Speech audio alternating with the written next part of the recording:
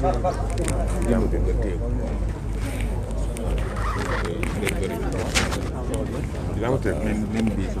ouais, vous me transformez en fil là. Ok, allons-y. Voilà, voilà, voilà, c'est ça.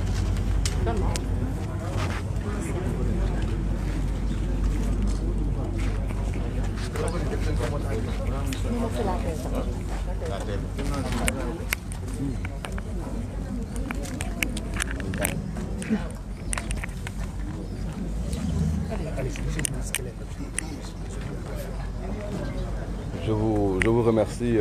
J'aimerais d'abord remercier le gouverneur de la région de Kaffrine, qui en réalité est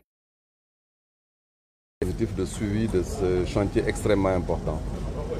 Nous avons reçu les instructions du chef de l'État pour venir évaluer déjà l'état d'exécution de ce chantier, qui en réalité est un hôpital de dernière génération qui normalement doit être livré dans 5 mois.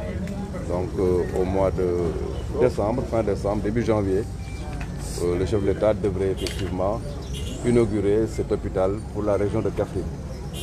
Nous sommes extrêmement satisfaits de ce que nous avons vu.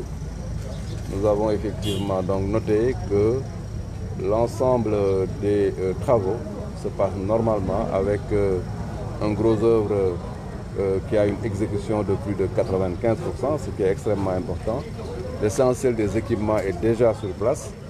On a noté aussi quelque chose d'extrêmement important, c'est l'intégration de dispositifs extrêmement avant-gardistes. Quand on voit que les déchets biomédicaux ont été bien gérés dans le montage de cet hôpital, avec bien sûr tout un dispositif d'incinération. Nous avons vu aussi que du point de vue oxygène, il y a une autonomisation totale, sans compter bien sûr toutes les spécialités qui aujourd'hui sont dotées de plateaux médicaux de dernière génération, je l'ai dit tantôt. Donc nous sommes très satisfaits de ce que nous avons vu. Nous avons demandé à l'entrepreneur et au gouverneur de prendre toutes les mesures nécessaires pour qu'en fin décembre, on puisse disposer des clés de l'hôpital. Mais il ne s'agira pas de recevoir les clés en fin décembre pour fermer l'hôpital, mais c'est de recevoir les clés en fin décembre et de démarrer aussitôt.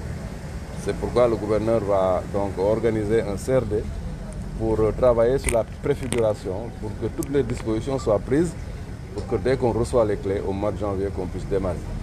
Cela me paraît important, c'est pourquoi je suis venu avec Madame la directrice générale des établissements de santé qui apprécie la situation et va voir maintenant toutes les dispositions à prendre en amont pour que dès janvier, qu'on ait un hôpital fonctionnel au bonheur de toutes les populations de la région de Kaffrine, mais au-delà même de Kaffrine.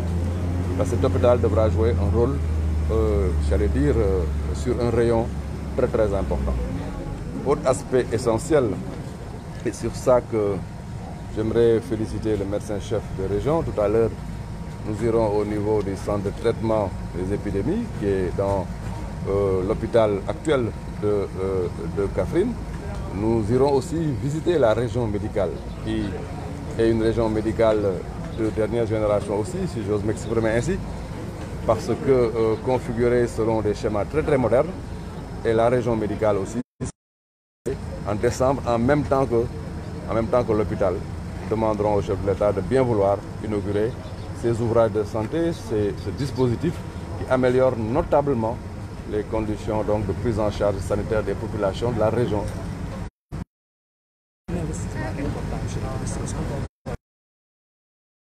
L'hôpital va coûter globalement à sa fonctionnalité un montant d'environ 18 milliards. Ça me paraît très très très important parce que on a l'ensemble des spécialités, de la cardiologie en passant par l'orthopédie. On a 5 blocs opératoires fonctionnels. On a une imagerie de dernière génération. On a fondamentalement un dispositif d'urgence aussi extrêmement moderne. Cet hôpital n'aura rien à envier aux hôpitaux de niveau 4. On peut avoir une idée de sa capacité?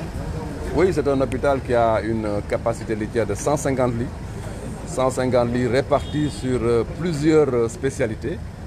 Mais ce qu'il faut aussi noter, c'est que on a des spécialités de pointe et dès maintenant, la direction des établissements de santé est en train de travailler sur le recrutement des futurs spécialistes qui vont effectivement donc exercer ici dans cet hôpital.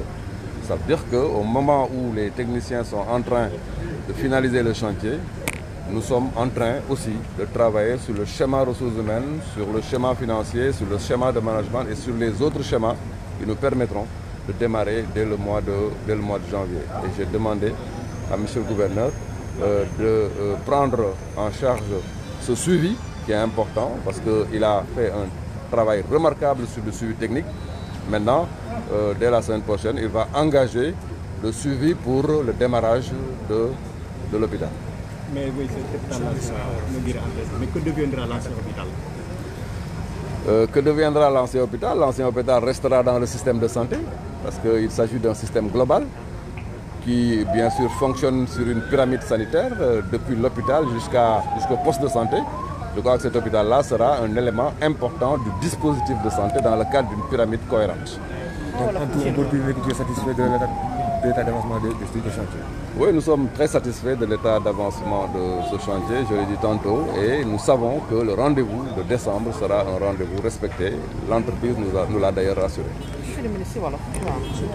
ñuy ñëw fii ci Kaffrine gouverneur ñu koy remercier parce que dalal nañu dalal bu rafet mais aussi puisque moom moo doon suivre chantier bi ñu koy féliciter parce que ci région bi moom moo yore kuréel gi xamante ne ñoom ñooy suivre suñu chantier may wax ne hôpital bi président moo nañu ñëw xool fan la ñu toll parce que mois de décembre dañu xaar ñu jox ñu caabi yi pour que dès le 1er janvier patients yi mën a commencer effectivement ñëw ñu jël leen en charge fii ci hôpital bi loolu nag dafa jaroon ñu ñëw xool lii ñu def tey fii ci Kaffrine moom la ñuy def dans 10 jours au niveau de Kédougou parce que Kédougou tam hôpital bu mel nii mi ngi fa moom la ñu war a def Sédhiou tam hôpital bu mel nii mi ngi fa moom la ñu war a def plus tard à Touba parce que Touba hôpital de niveau 3 aussi mu nga fa donc travaux yi ñu gis dal na xel lool parce que mën nañu wax ne 95% du gros œuvre pare na équipement yu bëri mi ngi ci biir mais li kam solo ñu war ko wax aussi mooy que ne hôpital bi spécialité yëpp presque am na fi loolu itam am na solo lool ak équipement wu dernière génération bon nag ñu ngi féliciter donc équipe technique bi di féliciter entreprise bi di wax ne suñu xel dal na incha allah au mois de décembre danañu ñëw pour une petite visite rek mais incha allah à la fin de l'année danañu def inauguration bi pour que au mois de janvier hôpital bi mën a ubbi. yaa ngi doon wax hôpital bi bu ñu ko inauguré day ubbi automatiquement kon mun nañu wax ni que lépp di ngeen ko matal balaa boobu. waaw lépp danañ ko matal incha allah moo tax gouverneur wax na léegi ci entretien bu gaaw bu ñu am ak moom ne dana organiser benn CRD pour commencer liggéey ci ubbite hôpital parce que mbir mi du ñu xaar rek ba ñu jox ñu caabi yi ñu door a xalaat nan la ñuy ubbee dès maintenant la ñuy commencer travailler sur schéma yëpp ñu xool. hôpital bi ubbee naka lay doxee ñan ñoo fi liggéey ñi fi liggéey lan mooy schéma administratif bi am na yoo xamante ne dañ si jóg léegi de telle sorte que bu ñuy jot caabi rek day fekk yooyu yëpp pare ñu commencé liggéey bi hôpital bi nag dafa nekk hôpital boo xamante ne dañ ko war a téye bu baax entretenir ko may demander effectivement à ce que rigueur boobu am fi parce que mën nañu def infrastructure bu moderne mais bu fekkente ne téyin bi ak ni ñu koy gérer baaxul day mel ni defuñu dara te loolu vraiment Sénégal war na passé foofu parce que hôpital bi tey def nañ ci presque 18 milliards yu ëpp tuuti donc loolu nag bu ñu ko defee ci hôpital bu mel ni fii ci région Kaffrine maa ngi ñaan aussi autorité donc administrative yi maa ngi ñaan les autorités locales les autorités territoriales ñu jàpp ci liggéey bi mais aussi may demander à ce que ñu xamante wàllu gestion ñu gérer ko nu mu mucc ayibé parce que gestion bi mooy doon li xamante ne mooy déterminant pour la suite. nga dellu si waat tuuti si capacité yi nga doon wax sànq lii. waaw gestion hôpital bi wax naa ko léegi dañu war a doxew mu nekk gestion bu mucc ayib parce que si gestion boobu foofu la ñuy xamee ndax hôpital bi dana satisfaire population yi am déet bu ñu si defoon xaalis bu bëri itam te teewuñu ko téye bu baax moom dara ñoo yem hôpital bi capacité bi mooy lal yi fi nekk mën na. téeméer ak juróom fukki lal loolu nag dafa am solo téeméer ak juróom fukki yoo xamante ne dafa donc nekk ci ay spécialités yu bëri am na orthopédie am na cardiologie am na ophtalmologie mën naa wax ne spécialité yi ëpp solo yoo xamante ne dañ koy soxla fii si région bi ak feneen fu dul région bi am na fii si hôpital loolu nag bu am lu mel noonu dañ koy téye bu baax moo tax daa ngi ñaar gouverneur région bi daa ngi ñaar autorité territoriale bi président conseil départemental les maires yi muy effectivement aussi population yi di jàpp bu baax téye hôpital bi parce que am nañ loo xamante ne am solo la